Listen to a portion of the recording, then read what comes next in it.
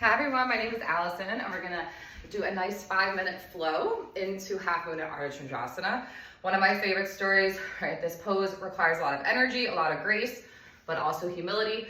And so Chandra, who is the moon god, right, he used to be full all the time. Right now he waxes and wanes. He's kind of full of himself. One time Ganesh, who's the elephant-faced god, was walking back from a party. He tripped.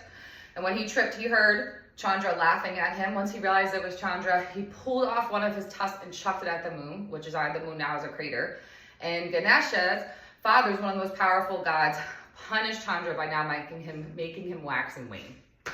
And so when we come into this story, we want to think about humility, right? Not hurting others, but also how much of ourselves are we willing to kind of give out when someone else hurts us? Because now Chandra, right, he has a crater and Ganesha only has, right, part of his one tusk. So we're gonna come right into downward facing dog, right? We're gonna root into our fingertips, open our fingers wide and take our hips up to the sky.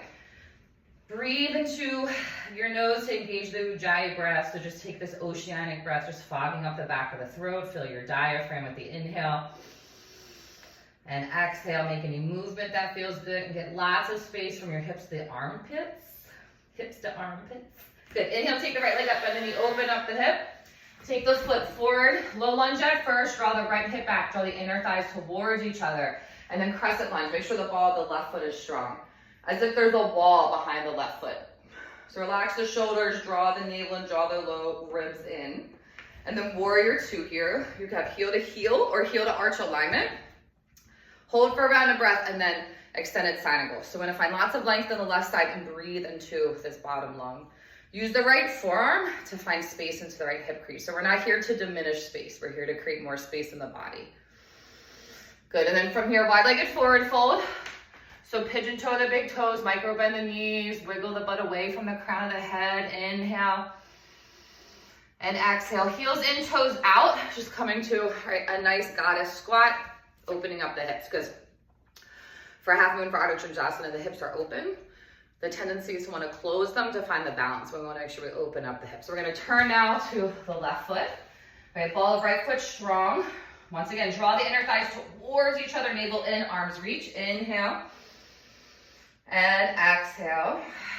And then warrior two, bending into the left knee.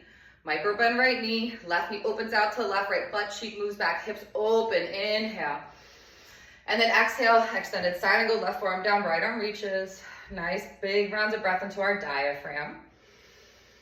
Good, and then we come back up. Good, back to wide-legged forward fold.